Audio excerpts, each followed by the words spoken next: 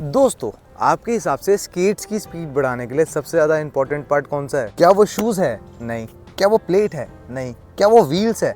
नहीं, वो है बेरिंग्स। शूज़ और प्लेट अगर लाइट वेटेड होगा उससे फ़र्क तो पड़ेगा, बट वो इतना भी इंपॉर्टेंट पार्ट नहीं है। व्हील से फ़र्क तो पड़ता है, बट वो फिर भी 40% स्पीड बढ़ा सकते हैं आपकी, फिर चाहे वो इनलाइन स्केट्स हो या फिर क्वाड्स। तो इस वीडियो में मैं आपको बताऊंगा स्केट्स में यूज होने वाले 3 फास्ट बेरिंग्स के बारे में। सबसे पहले तो ये जानना जरूरी है कि स्केट्स के बेरिंग एक्चुअल में होते कैसे हैं। स्केट्स बेरिंग बेसिकली 2 साइजेस में आते हैं, एक 7mm और एक 8mm। दोनों ही बेरिंग देखने में बिल्कुल एक जैसे होते हैं, अगर फर्क होता है तो सिर्फ सेंटर होल के साइज का। इनलाइन के बेरिंग में सेंटर होल थोड़ा सा बड़ा होता है। तो शुरुआत करते हैं स्टेनलेस स्टील से।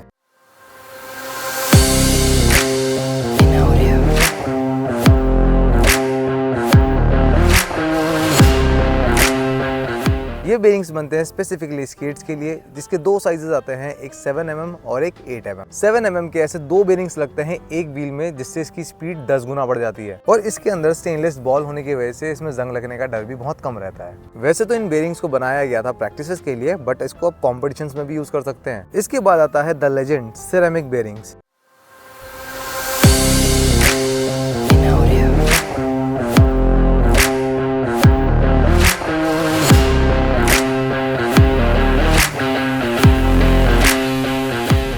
सिरेमिक बेरिंग में होती हैं सिरेमिक बॉल्स, जिसकी वजह से सिरेमिक बेरिंग्स कहा जाता है। सिरेमिक बेरिंग काफ़ी टाइम से मार्केट में अवेलेबल है और इसे मोस्टली कॉम्पिटिशन्स में ही यूज़ करते हैं। Ceramic bearing basically gold plated होता है। इसकी एक तरफ से केसिंग, दूसरी तरफ से ये खुला रहता है ताकि इसे इजीली क्लीन कर सके। और ये दोनों साइजेस में आते हैं, चाहे वो प्रोफेशनल इनलाइन हो या फिर प्रोफेशनल क्वाड। इसके 2 वेरिएंट्स आते हैं, एक व्हाइट सिरेमिक और एक ब्लैक सिरेमिक। ब्लैक सिरेमिक में भी 6 बॉल्स या 7 बॉल्स आते हैं, बट 7 बॉल्स ज्यादा अच्छे हैं। बेसिकली जितने ज्यादा बॉल्स उतनी ही ज्यादा रोटेशन स्पीड। भाई उसके बाद आता है सबका बाप, ओवरलैप।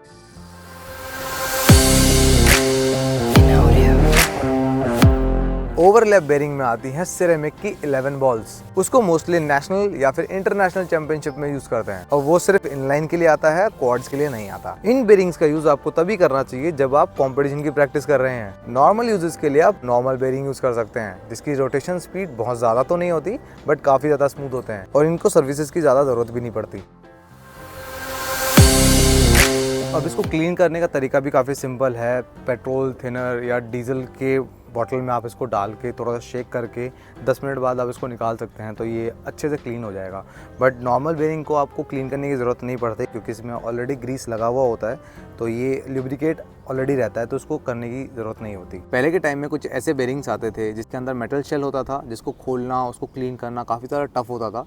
बट अभी हाल फिलहाल में कुछ ऐसे बेरिंग्स आने लगे हैं जिसके अंदर रबर केसेस होती हैं, जिसको साफ़ करना, क्लीन करना काफ़ी ज़्यादा ईजी हो गया है। वरना तो बेरिंग्स पहले फेंक देना पड़ता था जब उसकी केसिंग खुल जाती थी। तो अगर ये सब बेरिंग की लिंक्स आपको चाहिए तो मुझे कमेंट करो, और ये भी बताओ कि आपको कौन सा बेरिंग अच्छा लगा। और सब्सक्राइब कर दो स्केट वर्ल्ड एकेडमी को अगर ऐसी वीडियोस देखना चाहते हो तो। And keep rolling.